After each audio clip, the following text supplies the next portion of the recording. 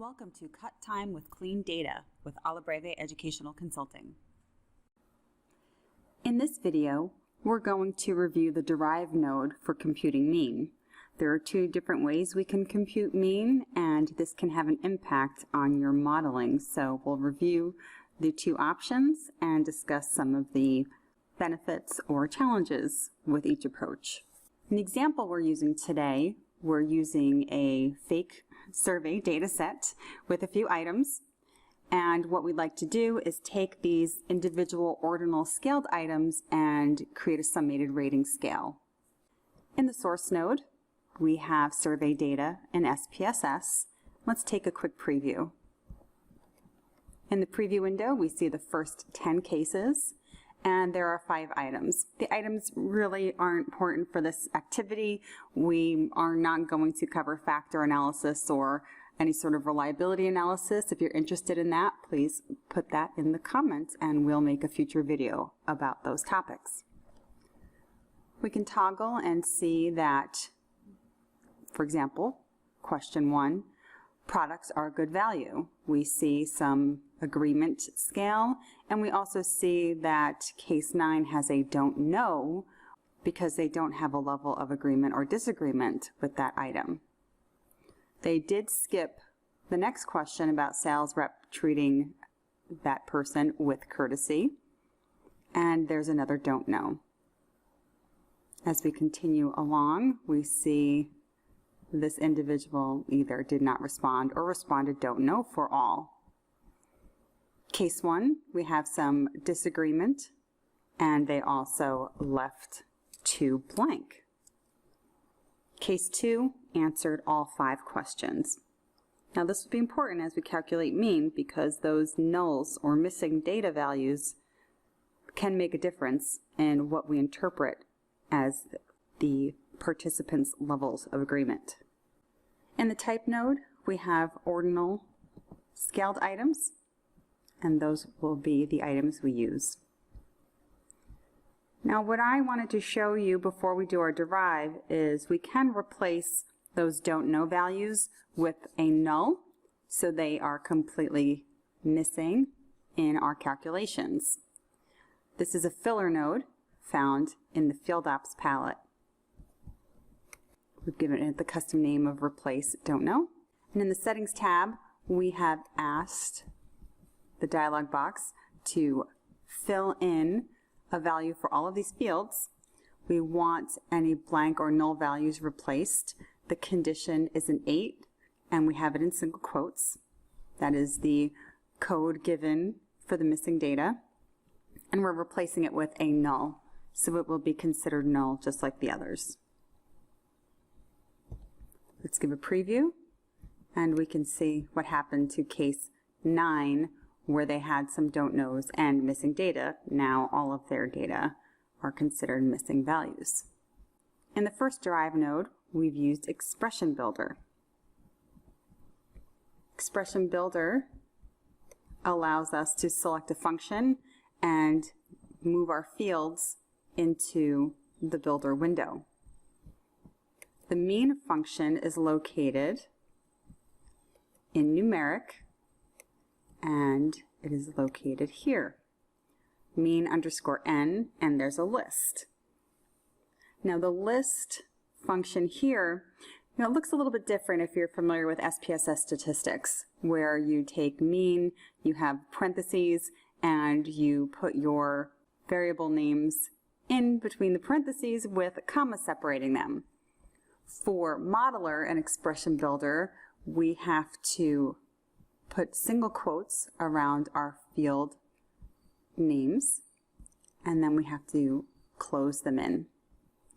If you make a change in the Expression Builder window, we have the expression in red. Now let's check it, and we're told there is something missing. We're missing some sort of closed parentheses. So we'll put that back in, we'll check it again, and when it highlights or changes the font from red to black, we know that our expression is good to go. Select Preview, and we'll get the results for our first rows. Now take a look. When we use this expression, our first case had 2 missing values. We see that this person's average is 4. Those 2 other values were not taken into account. So we have 12 divided by 3. That gets us our 4. Looks like this individual has some level of disagreement. However, they're missing 2 responses. Our case 9 was null across the board, and they continue to be null, and so on down the line. Cases 2 and 3 are complete. Let's take a look here at case 7. Case 7 had 1 null, and they have a level of disagreement at 3.5, so not quite in the middle. They're a little closer to the disagreement side. So it's important to consider when you use this mean calculation, it will calculate the average based on the items that were responded to, and will change what the denominator is. So even though there are 5 questions, some folks will get their agreement scale based on 2 questions or 3 questions or 4 questions. Maybe even 1 question if they only answered 1 and left 4 blank. Now let's take a look at the other approach using the mean formula. We could simply type in the formula. We could also do that in Expression Builder. Sometimes the field names are strange abbreviations, so we can always move. Let's see how that worked. We can always select the field and use the up arrow and move the field name to the Expression Builder window. Here I've already done that. We have our usual addition. We've got our 5 variables here. We want that set to be summed first before we divide it by 5. You can check it. We've checked it. It turned black. Now we're okay. Let's take a look at the result in our preview window, and we'll compare it to the first 5. So here with the first individual, they responded to 3 out of 5. Our first calculation gave us an average of 4, taking into account only those 3 the individual responded to. However, when we use the arithmetic mean, if any one of the 5 is null, then this formula cannot calculate the index or the arithmetic mean. So it is deemed null. Doesn't change those who answered all 5. Here we have an individual who only skipped 1, but that individual is now null using the arithmetic mean formula.